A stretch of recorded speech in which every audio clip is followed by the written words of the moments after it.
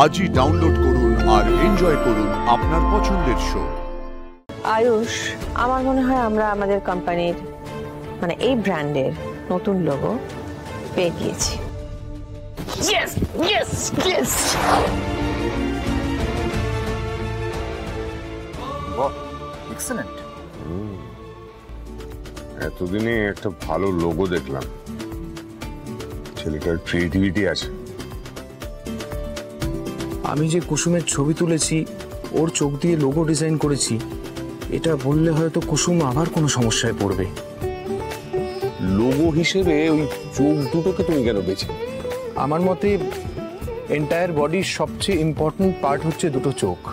এই দুটো চোখের এক্সপ্রেশন সোলকে ফুটিয়ে তোলে, সেটাও কোনো কথা ছাড়া।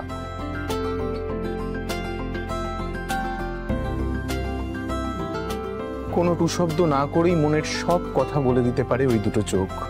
কেউ চোখে সমুদ্র খোঁজে, কেউ আবার খুঁজে পায় সর্বনাশ, কিন্তু আমি দেখি গভীরতা। যে মানুষের চোখ যতটা সুন্দর, সে মানুষের মন ততটাই সুন্দর। মা, এবার তুমি বলো তোমার কি মত? আয়ুষ, আমার মনে হয় আমরা আমাদের কোম্পানির মানে এই ব্র্যান্ডের নতুন লোগো পেয়ে গিয়েছি।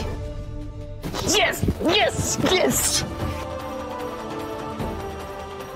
Yes, yes, yes, I've done it. Yes, yes, yes. উনি কি করছেন এটা?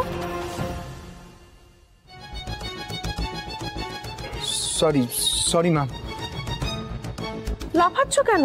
আসলে ম্যাম এক্সাইটমেন্টটা কন্ট্রোল করতে পারিনি। আসলে গাঙ্গুলি গ্রুপ অফ কোম্পানিজে চাকরি করাটা আমার সবসময় একটা স্বপ্ন ছিল, আর সেই স্বপ্ন পূরণ হওয়ার জন্য ওই এক্সপ্রেস করতে হয় কিভাবে সেটা আমার জানা নেই।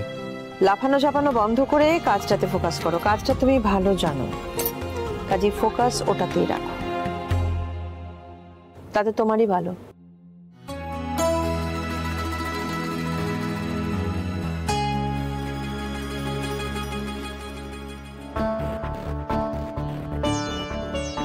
এমনিতেই গাঙ্গুলি গ্রুপ অফ কোম্পানিজের ব্র্যান্ড অ্যাম্বাসেডর হওয়া নিয়ে প্রেস মিডিয়ার নানান প্রশ্নের সম্মুখীন হতে হয়েছিল কুসুমকে।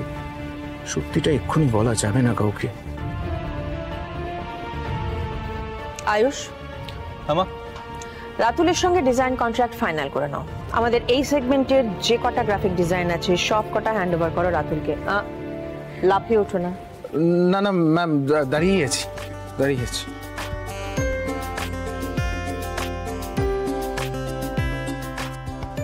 ওর ইমাজিনেশন অ্যান্ড ডিটেলিং ক্যাপাবিলিটি আমার ভালো লেগেছে।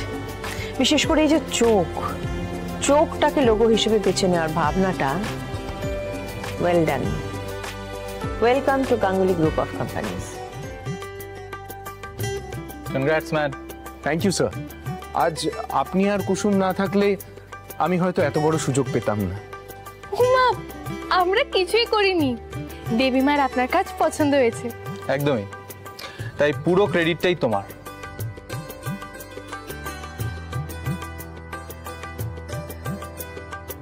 নাও, খেয়ে নাও।